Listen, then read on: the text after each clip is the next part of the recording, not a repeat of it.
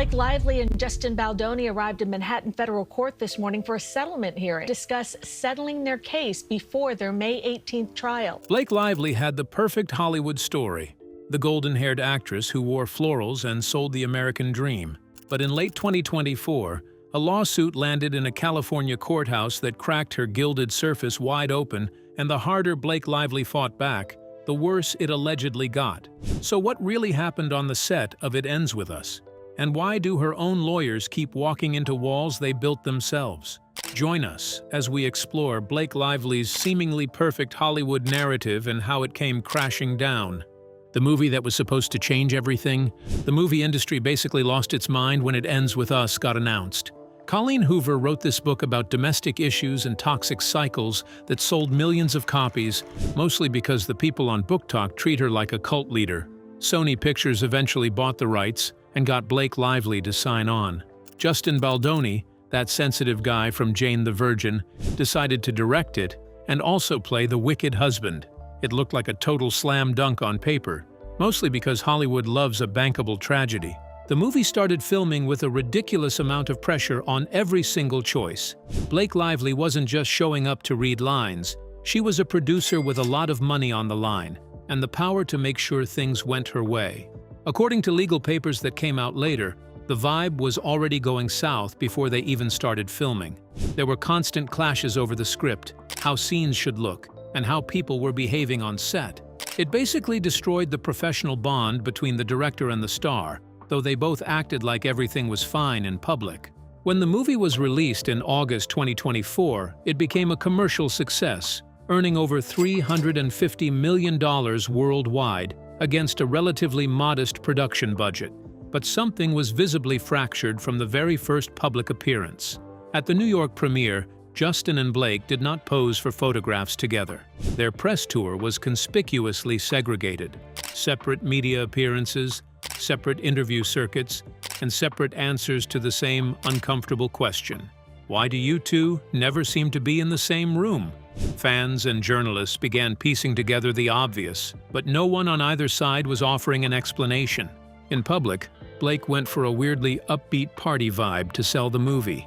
She told fans to wear floral outfits and grab their friends like it was a fun girls' night out to celebrate resilience. People who actually survived domestic violence and advocacy groups weren't exactly thrilled. They pointed out that acting like the movie was a Coachella spin-off was pretty tone-deaf for a story about misuse of power. Blake ended up taking all the heat for it.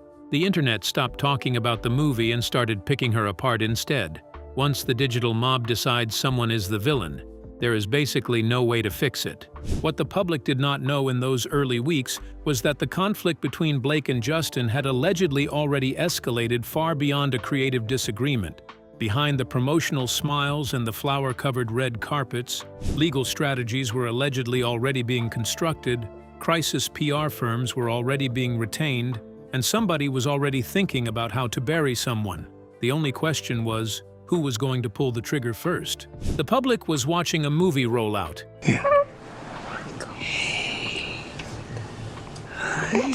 But what they did not know was that a coordinated war had allegedly already begun long before the credits rolled. So what happened behind the scenes? The secret campaign nobody was supposed to see. In December 2024, the New York Times published an investigation that changed the entire shape of the story. The headline read, "We can bury anyone inside a Hollywood smear machine." It detailed a trove of internal text messages and communications that allegedly showed Justin's team hiring a crisis PR firm. The agency group, led by a specialist named Melissa Nathan, formulated what Blake's team described as a social manipulation campaign designed to dismantle her reputation from the ground up. According to the lawsuit, Justin Baldoni's publicist sent some pretty dark texts saying the director wanted to bury Blake Lively. The legal papers describe a plan to use astroturfing, which is basically a fancy industry term for paying people to fake an online mob. The idea was to plant manufactured hate across social media, so it looked like a natural grassroots movement. Based on the complaint, the whole goal was to make the internet's collective meltdown over Blake Lively look like a total accident. as if millions of people just happened to wake up on the same day and decide they couldn't stand her. Blake's team also went after Justin's group for using Signal to hide their tracks. Apparently, they wanted to make sure their chats didn't stick around. Former staff members gave depositions claiming that messages were set to auto-delete instantly and that important info was hidden or just kept away from the lawyers. This move turned a standard celebrity ego trip into a massive legal problem. Deleting evidence during a lawsuit isn't just a bad look for a PR team. It's the kind of move that can completely tank a case and leave everyone involved hurt. Justin's team denied everything with force. His lead attorney, Brian Friedman, called Blake's allegations categorically false and argued that any public relations activity conducted on Justin's behalf was standard crisis communications, a legitimate response to what he characterized as Blake's own team launching a media offensive against his client. The question of who started it, who escalated it, and who crossed the line from standard PR strategy into alleged misconduct would become the defining battlefield of the entire legal war. What made the Times story so incendiary was not just the content of the messages, but the specificity of them. These were not vague accusations about bad vibes on a film set. These were allegedly dated, time-stamped, contextualized conversations about strategy, targeting, and the deliberate management of public perception. The kind of evidence that, if authentic, does not leave a lot of room for innocent interpretation. But even as lawyers argued about who weaponized what first, a deeper and more damaging set of revelations was about to surface, and it would come from inside Blake's own corner of the industry. When Sony's own executives turned on her. If Blake Lively thought the Hollywood elites were going to protect her, the leaked Sony Pictures emails were a brutal reality check. These weren't just petty texts from Justin's friends or fake stories from some random tabloid. We are talking about private chats between the top bosses at the studio. While Sony was acting like they had her back in public, How's it going? Great. Why? What have you heard? they were reportedly saying the exact opposite behind closed doors. It turns out the people signing her paychecks were the same ones trashing her when they thought no one was looking. One Sony executive reportedly called Blake a effer-ing terrorist in private messages. Another said her choice to promote her hair care brand, Blake Brown, while the film was being released was epic-level stupid. This showed not only bad timing, but also that Blake misunderstood how others viewed her actions. A third executive claimed she created all this drama in a clueless and unprofessional way, and now she was upset that it backfired on her. These messages were devastating for Blake's public narrative for a very specific reason. Her legal team had built much of the public-facing framing of her case around a simple and emotionally resonant idea. She was a woman who spoke up about misconduct, and powerful men reacted by trying to destroy her. That narrative required a clear villain and a sympathetic victim. The Sony messages introduced a third character, the industry observer who looked at the entire situation and concluded privately that Blake herself had made every bad situation worse. According to reporting by NBC News, the Sony Communications characterized the controversy as damaging to the film's reception, regardless of who was ultimately at fault. One executive described the situation as a disaster. Another speculated that Blake was, in that moment, bizarrely unhireable. For a woman whose career had been built on careful brand management and public likability, that word, unhireable, was perhaps the most brutal single syllable in the entire saga. Then there was the disaster of the timing. The whole marketing push for It Ends With Us was meant to be this big, serious moment about a heavy topic. But deciding to launch a hair care line at the exact same time was a massive mistake. Even if the math looked good to her accountants, it made people, and clearly the Sony bosses, think she didn't actually care about the movie's message. It gave her haters every reason to call her out for caring more about her own brand than the story she was actually supposed to be telling. And that question, whether some of the damage to her reputation had been self-inflicted, was about to become far harder to answer as her own lawsuit began collapsing in federal court, piece by piece, and claim by claim. The lawsuit that started to fall apart. Blake Lively filed her federal lawsuit in the Southern District of New York on December 31, 2024. The complaint was sweeping. It contained 13 separate claims against Justin, Wayfarer Studios, CEO Jamie Heath and other co-defendants. It alleged harassment, defamation, conspiracy, retaliation, and a sustained and coordinated campaign to destroy her professional standing. It sought unspecified compensatory and punitive damages. Justin's response was equally aggressive. In January 2025, he filed a countersuit seeking $400 million. His complaint alleged that Blake and Ryan Reynolds had hijacked his film, taken creative control through leverage and threats, orchestrated their own parallel media campaign against him, and then weaponized false allegations to retroactively justify what was actually a power grab. His attorneys argued that any reputational damage Blake had suffered was the direct result of her own behavior, not a manufactured campaign run out of a PR firm. Then, in April 2026, the case hit a significant legal wall.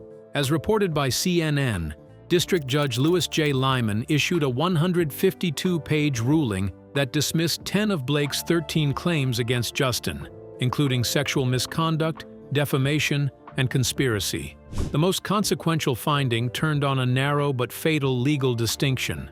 Blake was classified as an independent contractor on the film, not an employee, and federal discrimination law under Title VII of the Civil Rights Act typically protects employees, not contractors.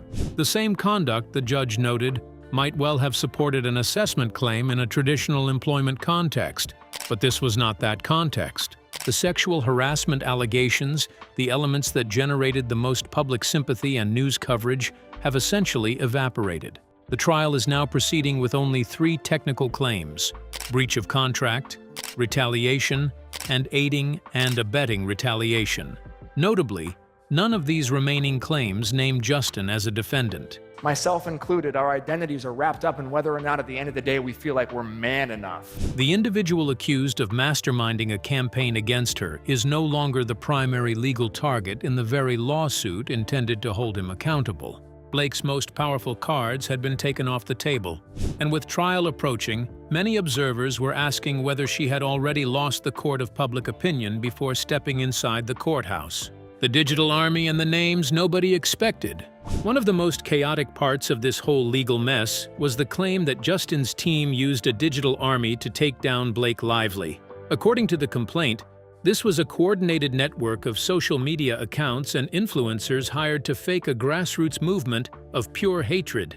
The goal was to make it look like the entire internet just collectively decided she was annoying. Blake is arguing that this wasn't some organic shift in public opinion, but a carefully engineered hit job designed to ruin her reputation under the guise of authentic contempt. In the court filings, Blake called out specific names, including a Texas social media strategist named Jed Wallace.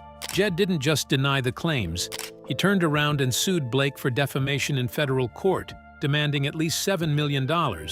He also wanted a formal declaration that he had nothing to do with any harassment campaign. In a signed statement made under penalty of perjury, he insisted his job was just monitoring the internet and that he had zero interest in torching her reputation.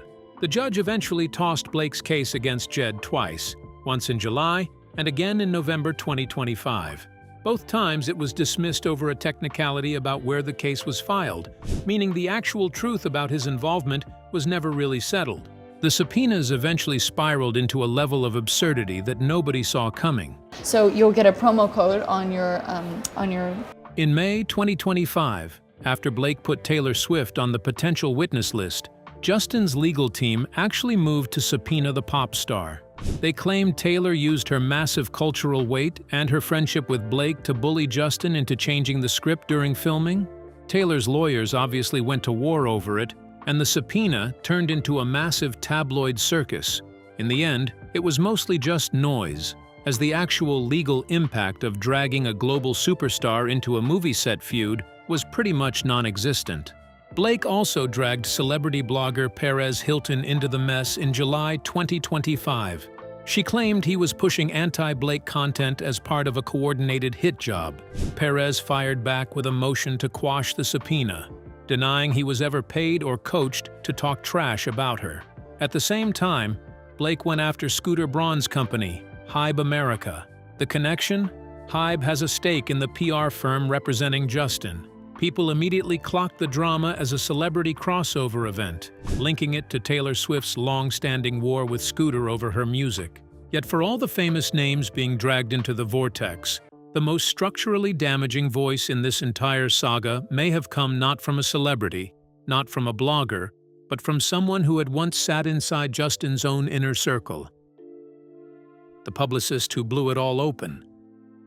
The most structurally significant contribution to the evidentiary record of this entire case may have come from Stephanie Jones, the founder of Jones Works LLC, the public relations firm that had originally represented Justin Baldoni before the controversy erupted.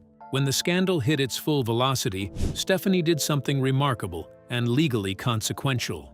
She filed her own action, accusing two of her former employees, Jennifer Abel and Melissa Nathan, and allegedly orchestrating the smear campaign against Blake Lively while working from within her firm. The Stephanie filing carried a weight that neither Blake's lawsuit nor Justin's could touch, mostly because she wasn't actually a player in the game. She wasn't the one suing, and she wasn't the one being sued. She was just a third-party witness who happened to be in the room, or at least the same building, while the alleged strategy was being cooked up. Her claims backed up the main parts of the story about a planned, organized hit job.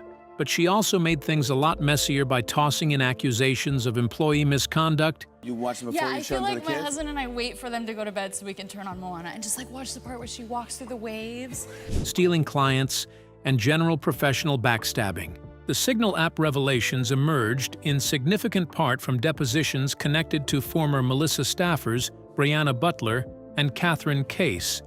Those depositions reportedly indicated that relevant communications had been auto-deleted in real time, a pattern that Blake's legal team characterized as the deliberate destruction of evidence. If true, that allegation went beyond any question of whether the smear campaign happened. It raised the far more serious question of whether those who ran it knew exactly what they were doing and took deliberate steps to ensure no one would ever be able to prove it.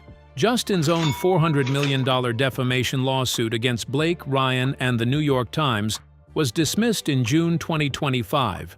As NBC News reported, Judge Lyman found that Blake's sexual harassment claims were legally protected as part of a formal legal proceeding and therefore could not form the basis of a defamation suit. He also found that the New York Times had reported its version of events in a manner that, even if dramatized, represented the paper's honest journalistic assessment of available evidence.